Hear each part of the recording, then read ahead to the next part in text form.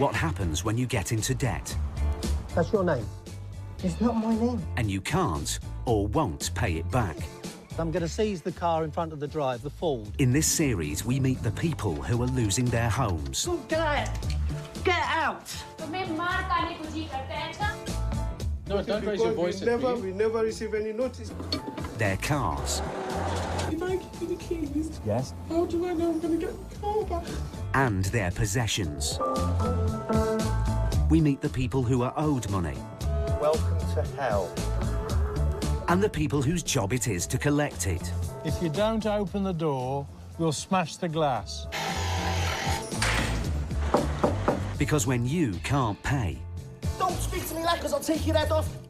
They'll take it away. There's, like, different forms of scum in life, but you're just a higher class one. Take him out.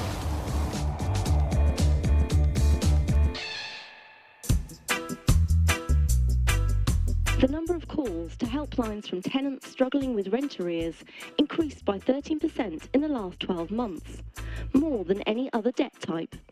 Many fear they won't be able to keep a roof over their heads, according to a new report.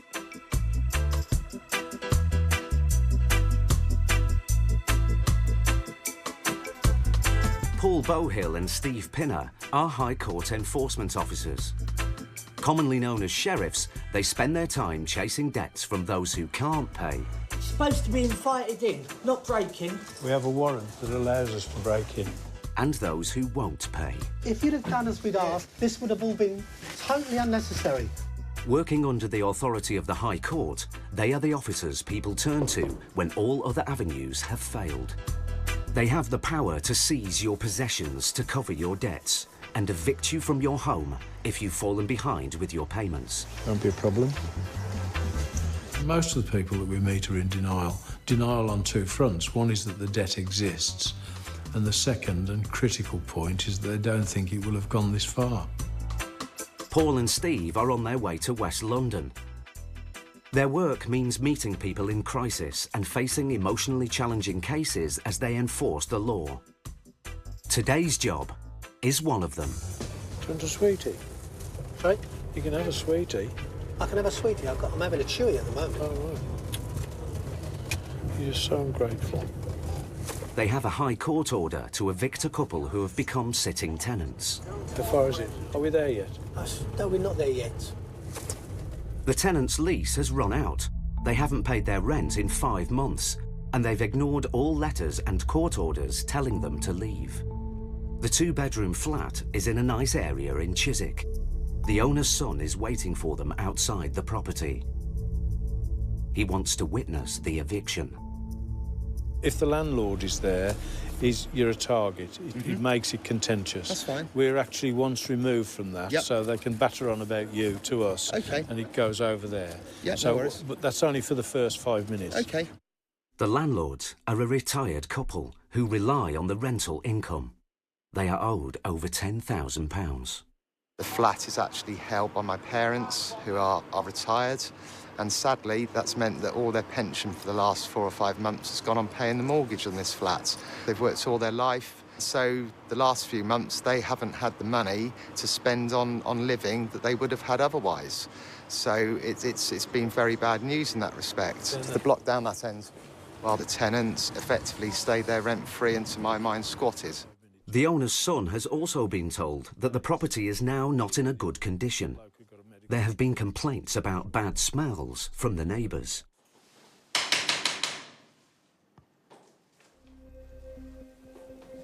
Paul and Steve's powers mean they can force their way in and make the tenants homeless immediately. Hello? We have a writ here to repossess the property. We'd rather you open the door and save the damage of us breaking in. How long has this been going on? Since June. Okay. Was he there? There's no answer. Nobody.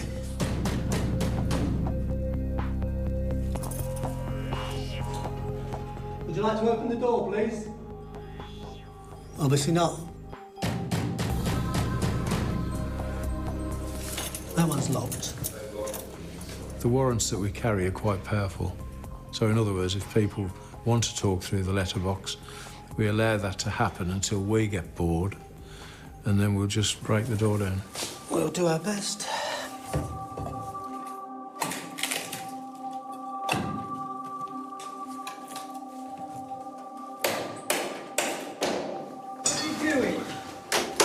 We've come to repossess the property, sir. Would you like to open the door so we can talk about it? Can you just talk this through the door? Please read it fully. People become face to face with a debt situation when a High Court enforcement officer knocks on the door. Until that time, they can just dismiss it. They can shred the letters, ignore the telephone calls, or pretend that it doesn't exist.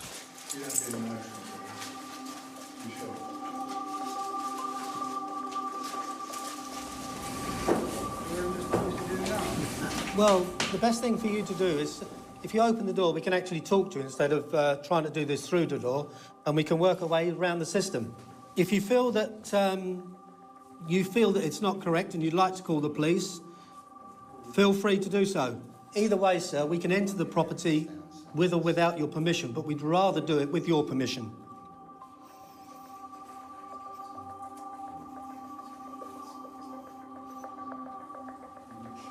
Will you open the door, sir?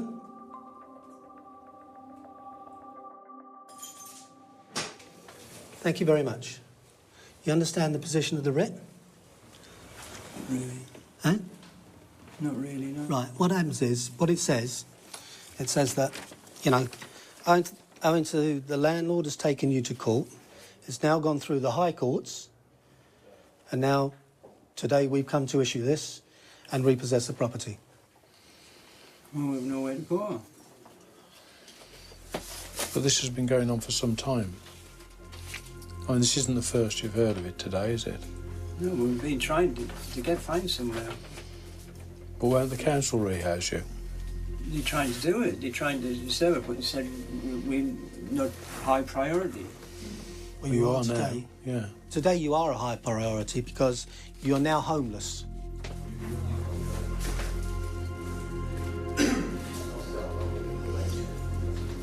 You've got a total care in the community issue here.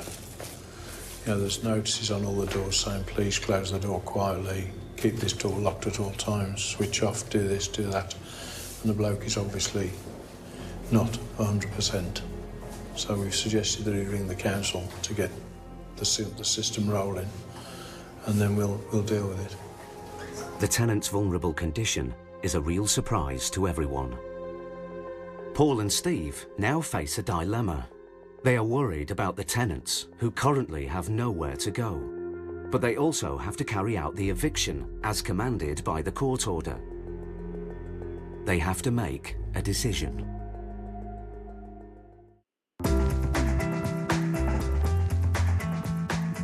Across the UK, official figures reveal that there were 300,000 mortgages in arrears and almost 34,000 homes repossessed in 2012. This marks a 60% increase since 2006.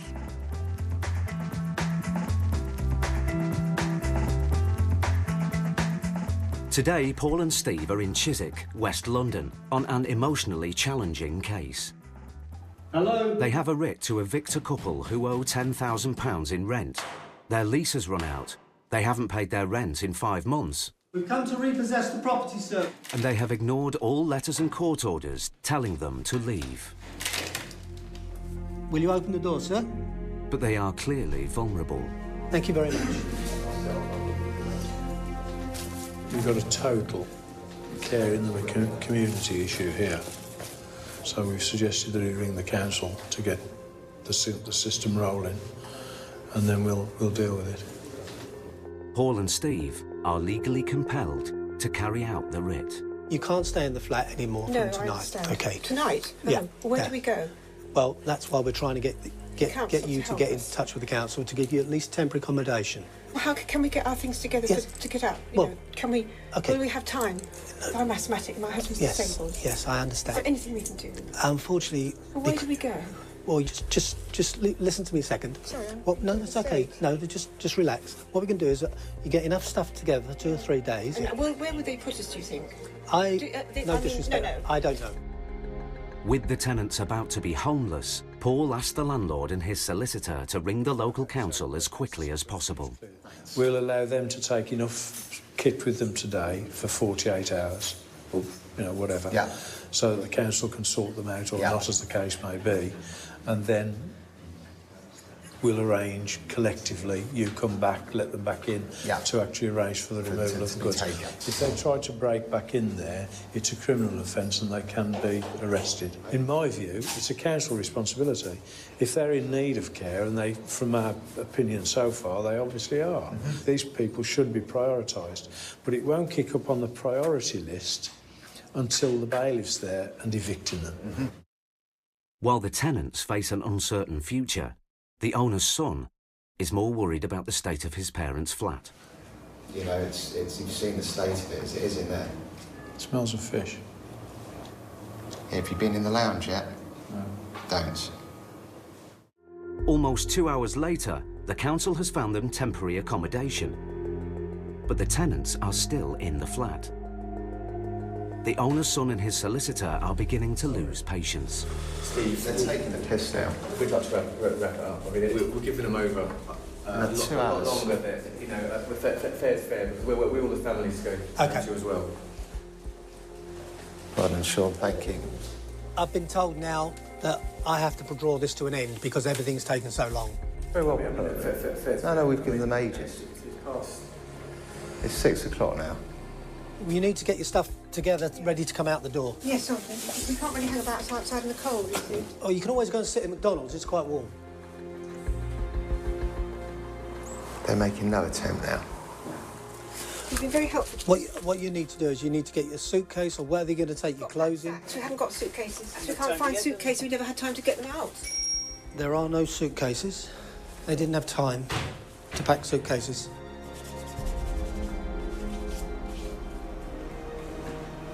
Is that everything? Have we got everything? Yep, that's everything now. OK, that's us done. Right, okay. Thanks very much. I'm sorry for the delay and the amount of time it took. Right, how are we doing? The tenants have a roof over their heads tonight, but their home is gone. The owner's son is eager to see what's happened to his parents' flat. Till I go in, because I haven't been in there for months, I really don't know what I'm going to be faced with. This flat, when they took it on, was pristine.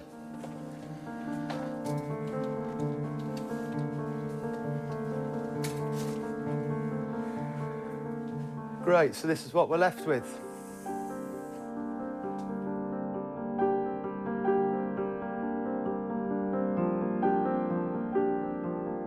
Well, just give up, don't you? What hell it is now.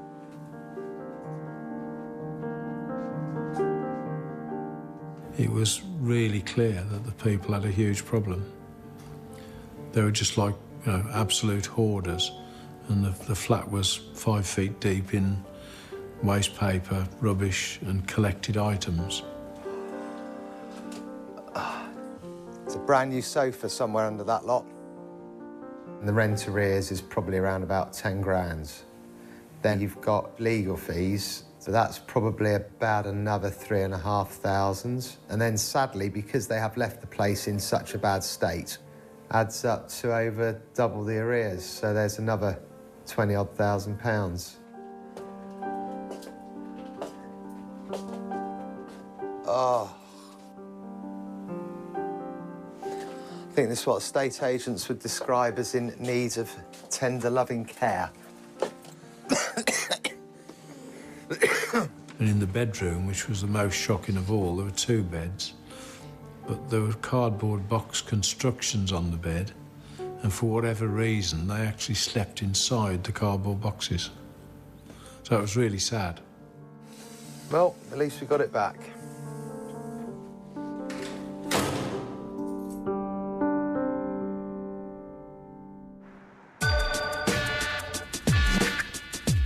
If the last job was challenging, their next job is going to be no easier, but for very different reasons. Today, Paul and Steve are on their way to Romford for a debt of over £3,000. Their High Court powers mean that if the debtor can't pay, they have the authority to seize any possessions and sell them to cover the debt. You can run a point on this one, Steve. The man named on the writ works as a taxi driver. Hi there. Looking for Mr. Alizadar. If he can't pay the £3,000, they could take his car away. Hi there. Sorry to wake you up. Mr. Alizadar. Yeah. Has taken you to court. Yeah. What for? I have no idea what for. I don't get that information. All I know is that there is a warrant outstanding and the amount is £3,253.04, plus a 440... It's not me. They made a mistake. It's not me. They sent to the court also. That's not me. That's a different person. Who is it? If he's my brother, no, I'm not responsible for my brother. You should go and get them, not me. You're sheriff. I'm a sheriff, yeah. I'm a sheriff, Alizadar. Well, if you need an ID, I'll bring an ID for you. OK, but look, you see... Mr. Alizadar claims that the debt is his brother's, but the writ is made out in his name. I didn't pay that rent for that house, which is... He wasn't me, he's a different person, if he's my brother. So where is Mr. whoever it is? Ask them, not me. He's your brother? Yeah, he's my brother. So you must know where he is. Yeah, I know. You should find him and go and tell them. Why isn't... Well, OK, can I just be very simple about this? Just really, really simple. Is this your vehicle? Yeah, he is. OK. This is from the courts. Yeah. The highest court in the land that empowers me to take your car, unless you can pay this debt. Paul and Steve have no idea whether he is telling the truth or not. A High Court writ is rarely wrong. The way to get to the truth is just to keep talking. And all the time you're talking, you're asking the same questions in different ways, but you're looking for an inconsistency in the answer. So it's straightforward interrogation. I spoke with him. He was my landlord. I was living in this address as well. Before that guy, I was living on that address. And that's why he knows my address. He sent it to me. I showed him why you take it, put it my name to the court. Where is your brother? My brother. It's my brother. He's in this country. Go and get him. Well, we don't need to, because we're going to take the car That's away. fine. You can take it in my car. OK, can you give the keys? Huh? Give us the keys. I'm not going to give the key. Why should I give the key? Can you get your brother on the phone, then? I'm not going to put him on the phone. Well, that's OK. We'll just take the car. I'll call a recovery truck. Call in the carriage. Look, listen, there's an easy way of doing it or there's a hard way. No, it's not the hard way. I'm not responsible Unless you for prove that. to us that this is not you. Have you got the logbook for that vehicle out there? Yeah, of course I've got a logbook. But before Paul calls the tow truck, he rings his office to check out the man's story and whether the writ is correct. And the truth is surprising. Bye. They have the wrong man. Right, he's obviously covering for his brother. His brother is a completely different person. None of this paperwork applies to... He explained to us that it wasn't him and it was his brother. But if your name is on that writ, you are then liable for what it says. All the taxi licences, all of that paperwork shows that this warrant, the name on this warrant, is against this man. But in the meantime, since we've actually come and knocked on the door, we've had an email that says the name on the warrant is wrong. It's now up to Mr. Alizadar, not the court, to prove his innocence. He's currently legally liable for the debt. But Paul and Steve have a plan to soften the blow. I'm going to seize that car outside, but leave it with you. I will write paperwork that shows that the sheriff's office now owns the taxi. Yeah. Yes? You then carry on using it while I sort the paperwork out. That if the mistake is not as you say it is, but you're a reasonable man, I can come back and take the taxi. Just so long as you understand that. Yeah, yeah. And if you don't produce it when I ask you to, it will be reported as stolen. Mr. Alizadar now has 2 weeks to challenge the writ in court, or risk not just losing the vehicle, but also his livelihood. He has a family and 3 children to support. There's obviously a mistake, or sorry, potentially a mistake, But I'm happy with what I've done because I can still come back not smiling if it goes wrong. Yeah. Right, in the meantime, if you want to save all this aggravation, ring your brother and get him to call me.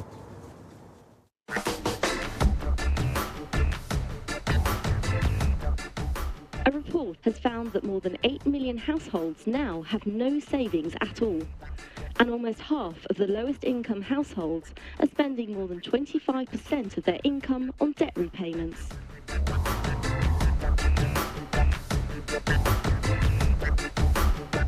Thanks a lot. Steve Wood is a Bristol bailiff with over 20 years' experience.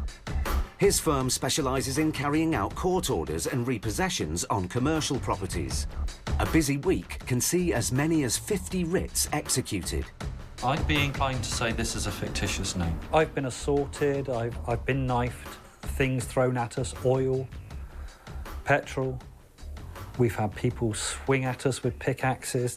We have heard it all before, and I'm sure we'll hear it all again. Good morning, Evening Somerset Police. How may I help? Hi, good morning. My name is Steve Wood. I'm a bailiff based here in Bristol. It's just for information purposes. Today, Steve is repossessing a small convenience store, a classic corner shop. But the tenant owes over £5,000 in rent. Yeah. OK, all right, no worries. Thanks very much for ringing. Bye. Thanks, bye-bye.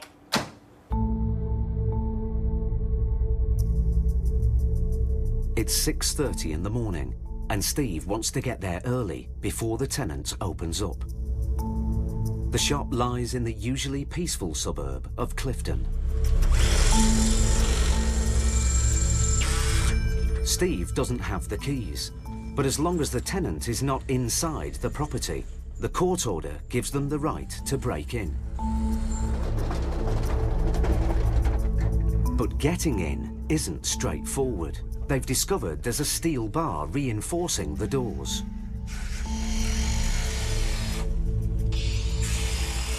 While the locksmith cuts through the steel, the tenant arrives. Are you with the shop, sir? Yeah. We're bailiffs. We're repossessing it on behalf of the landlord for non-paid rent. How much? Well, that's what you're going to have to discuss with the landlord. Steve's first task is to get the keys and gain entry before the tenant crosses the threshold. If you encounter anybody before you get in and that person's inside the premises, you cannot go forward. Whereas if you've got into the premises and you're over that threshold and then somebody turns up afterwards, then you're OK, you're in the premises. So have you got the keys that could let us in? Yeah. All right. Could I have the keys, please, sir? How much is it? Richard. They're in. I don't know. It's about 5,500 as far as I'm aware, maybe a bit more, but at the moment we're repossessing it for non-payment of rent. My colleagues repossessed it. All right, we're changing all the locks. Yeah. So you take the stock out now? No, stock is... You can take the stock out, yeah. But I'll give you my business card, yeah. And we can arrange for you to take the stock out. Well, you haven't paid your rent, have you? Steve's writ only allows him to take possession of the property. He's not authorised to seize the stock inside or take payment. So what can I do with the payment? Well, you need to talk to the landlord. I would immediately phone the landlord and start to talk to him. How much is the total? Well, let me get the warrant. Come in and have a look. We'll have a look. Well, according to this, it's £5,802.46. So if I pay this amount to whom? To the landlord. Then you have to open the... I can't say yes or no.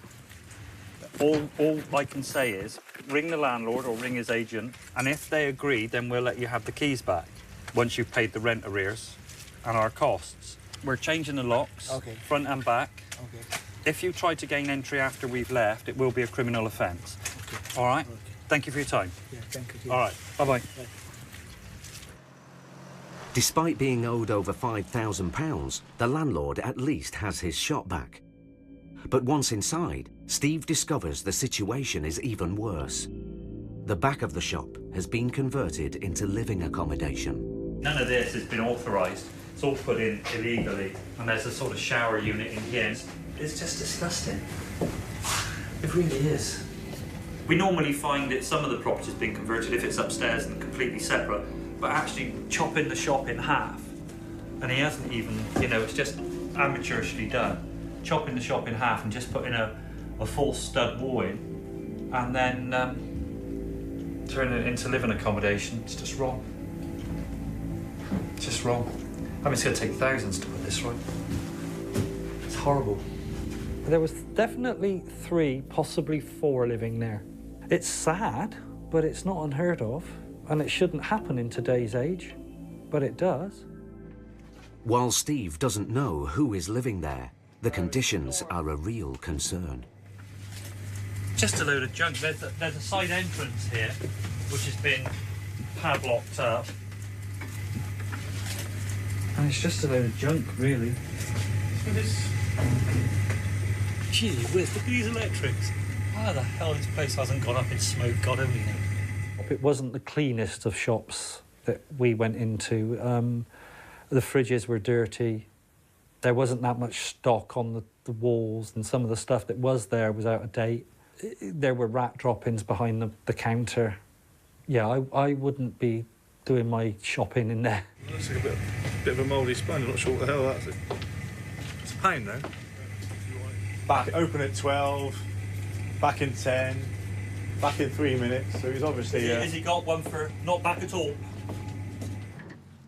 The shop repairs will cost the landlord thousands of pounds, and the tenant's business has been ruined by the debt.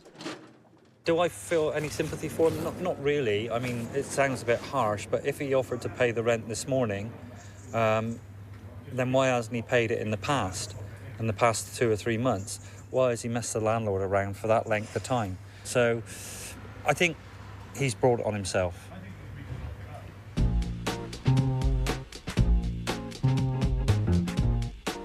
Today, landlord Mark Talbot has arranged for the tenants to come back and clear their possessions from his retired parents' flat. The tenants had refused to leave and owed £10,000. Unbelievable. Although the tenants were vulnerable, Mark has discovered that they were fully aware of their debt and the notices to leave. They even like to keep track of how much rent they're in arrears on their calendar. And when they got various letters from the lawyers. Oh, look, it's got the county court judgment there in August. Clearly they can't claim they didn't know what was going on. And I'll just try and open that window to get a bit more fresh air in, to let the stench out, if I can. Oh, dear, heartbreaking, absolutely heartbreaking. Finally, the tenants arrive. Well, we can start getting stuff downstairs, can't you? I mean, I don't mind helping. Yes, of course I will. I just want everything out, don't I? So I would politely suggest that we try and chuck as many clothes into black sacks a bit quick as possible, wouldn't you? And then at least by the time the man in the van comes, we'll have done something for him to put in the van, won't we?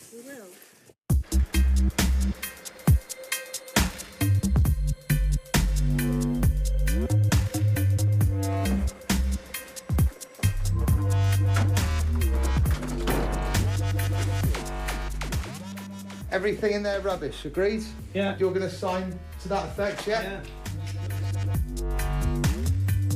With the tenants and their possessions gone, Mark inspects the flat. This is brand new carpet, 2.5 years ago. This is because they let absolutely no air into the flat whatsoever during the time they were here. Newly decorated before they came in. On a positive note, it looks somewhat better than it did about 4 hours ago. Mark and his parents can now start the process of getting the flat refurbished.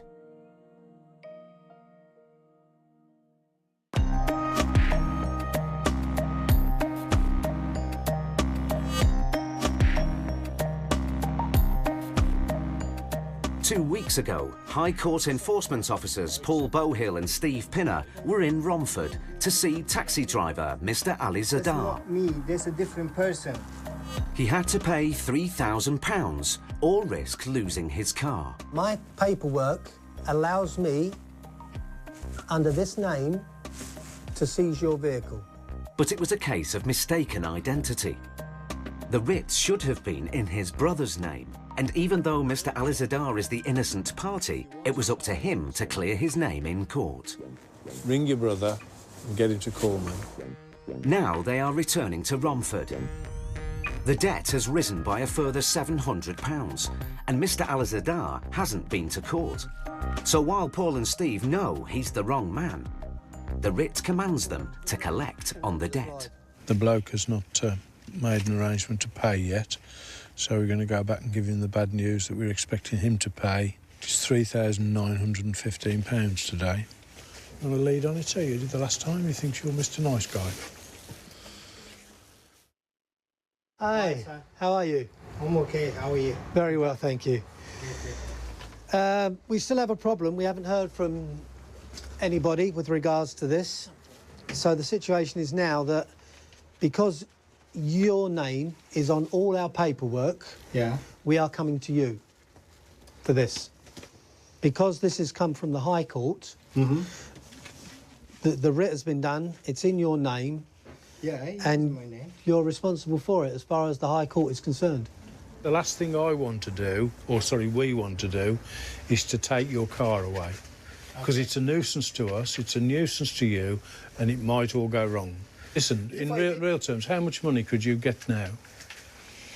The money, I can get £200-300. No, we're looking for £2,000 at least. I can give you £200-300. With the deadline up and Mr. Alizadar unable to pay the debt, Paul is duty-bound to enforce the warrant. The sheriffs have to seize the taxi. I'm only concerned, this warrant's telling me what to do, and I'm actually going to do what the warrant tells me to do. That's fine. You want to put the car? Let me bring the key and take my stuff from there. If I was in this gentleman's shoes, I'd have been on the phone to my brother and asked him, what have you done? What's the situation? Why have you got these people knocking on my door? But he seemed to be reluctant to do that. I don't know why. It also means that Mr. Alizadar will be without his family transport and out of work. I'm sorry to have to do this. That's fine, that's fine. It isn't fine, and I feel just as bad about it, but, you know... You gave me a chance last time. I did. Which is, we thought he's finished. Yeah. You're not going to come back. It's cost £444 for our attendance today to remove it. So it's just cost him another £450, if you like, plus whatever the other costs are on it. So the debt started off at £2,400, it's nigh on £4,000 now. This is where it goes out of control. And the easiest way to resolve this is to get the money. That's the easiest way, and fight about it afterwards, because every day that we've got this car, you're losing your wages. All right, sir. Is there anything? Tea, coffee, cold drink? No, sir, we're okay, thank you. We're okay. He's a really nice guy, though. I mean, you take the man's car away and he's living away and he invites you in for coffee. Take care, sir. Okay, thank you. If we can get this solved in a few days, we'll bring you back. I hope he's... Thank you. All right. I hope that we're done. Sort him out tomorrow. Okay, thanks very much. Everything easy. Bye-bye.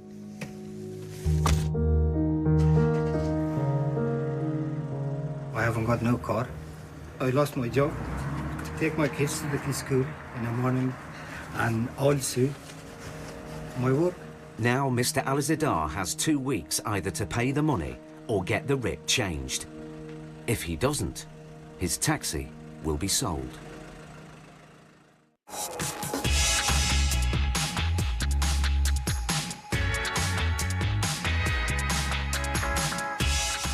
High Court enforcement officers Paul Bowhill and Steve Pinner are seeing more and more cases of people on housing benefit who are in rent arrears and in trouble. Today's case is to repossess a house in Harrow. What I can't believe on these is that the rent arrears just escalate, don't they? How do they allow it to get this far? According to their writ, the landlord is owed £10,000 by a female tenant. Well, we don't know anything about it, though, do we? Nothing at all. Do we need to, though? Well, no, I suppose If we know the whole story, we'll get all emotional about it. We'll be in tears sitting at the side of the road. Oh, I don't want to do this job. Well, please don't cry, you'll start me off.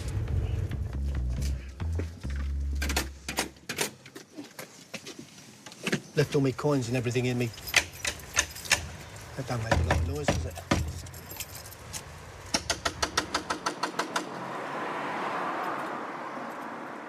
With no answer, their High Court powers enable them to break in.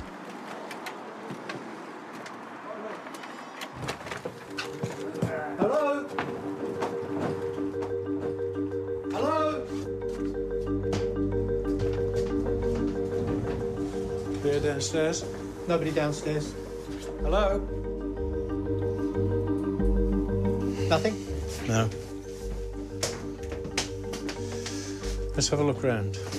Steve and Paul investigate the house for clues to the tenant's situation. It soon becomes clear that she has a young child. We've got a photograph on there. We've got a lady who, I guess the nationality. I mean, the name sounds Portuguese, but the photographs there tell her own story. She's got one child who, on that picture, looks to be about 2 or 3 years old. We're then walking along here and we're finding debt collection letters through here, more debt collection letters, different companies, more debt collection letters. Brent's customer service is threatening to take back £2,500 in an overpayment of housing benefit. And then in amongst it, we've got a guide to bankruptcy. A woman on her own here, got children, seriously weighed down with the debt problem. If we repossess a home, the people we feel sorriest for always are the children of the home. So they might be at school and they're going to come back and find that their home as it existed when they went to school no longer exists. I'm sending a message which says, please call me, Paul Bowhill, Sheriff's Office. We'll insert the word urgent. We've gained access as commanded and taken back the property.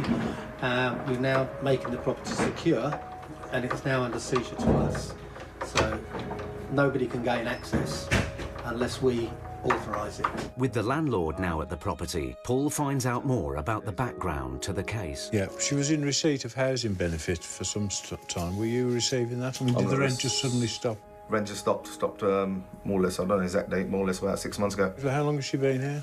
She's been here about at least 8 months. So the first 2 months, yeah, no problem. Then after she told me, she got made redundant. And then from then, what did she do, payments. do you know? I think she's some sort of carer. That's what was written initially on her paperwork. Okay. And how much is the rent? Rent is £1,500 a month. After 6 months without paying rent, the landlord felt compelled to evict his tenant. It was all right up until they were paying rent, and then they started getting a bit not opening doors when I knock on the door, and you can easily tell they're inside because you can see the little kid through the window.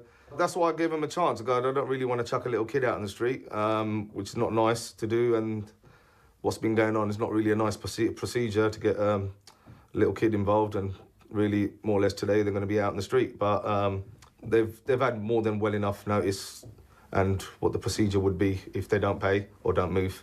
So they've kind of dug their own grave, really. Paul's writ empowers him not only to evict the tenant, but also to seize and sell any of her possessions in order to repay the debt. There's obviously not £10,000 worth of removable items in the house. There's still no reply from the tenant. As the locks have now been changed, and as the tenant doesn't know yet that she's been evicted, Paul and Steve are concerned.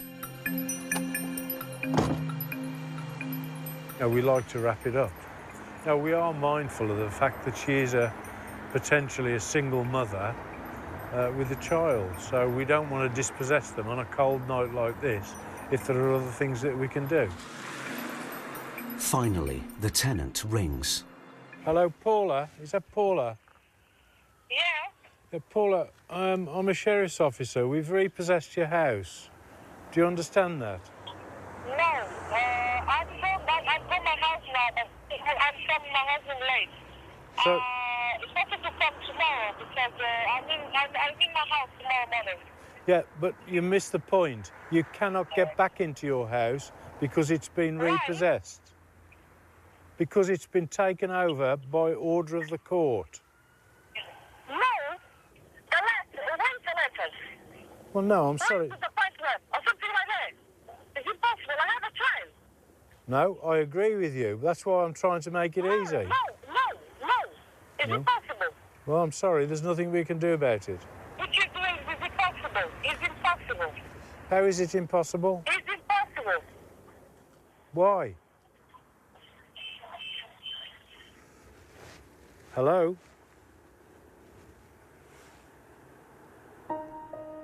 It's getting late. Paul and Steve are worried about where the tenant and her young son will spend the night. If children are involved in a repossession, we immediately go into a completely different mode to contact the council, because where children are involved, the council have a duty of care to provide emergency accommodation. 2 hours later, the tenant finally returns. She has left her young son in the care of relatives. Oh, I lost my job. The child need too much money because he's eating, he's need dress, everything. Now my expense for money all weeks is 45 pounds. I feel sick, I feel bad. Because I love my child. All days I have different letters for bills. It's difficult. Sorry. As Paula has left her son with relatives, she isn't eligible for emergency council accommodation. It's a huge, huge problem, this is. You know, £1,500 a month rent, where do people find that? The housing benefit system has now been capped, but we're at the sharp end, and the reality is that we do feel for it, because we're the people who see it.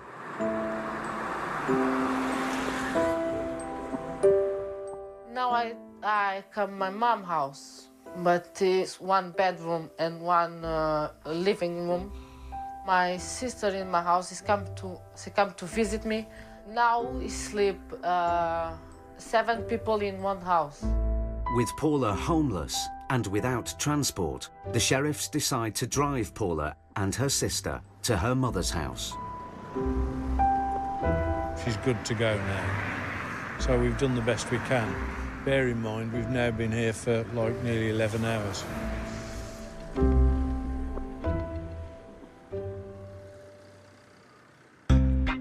While one family with a debt problem try and start again, there's some good news for Mr. Alizadar. 1 week ago, he watched powerless as Paul and Steve repossessed his taxi. Bye-bye. The taxi was taken to cover a £3,000 debt that Mr. Alizadar maintained was never his. With court costs, the debt grew to nearly £4,000. Yeah, it was very hard on that time. My taxi was everything for me and for my family, because we survived with that. I was out of job, no work, I earned nothing. Also, we have to pay for the solicitor as well. Was all the pressure, it came at the same time. It was very hard. But after going to a solicitor to get the writ against him cancelled, the sheriffs have now returned his taxi.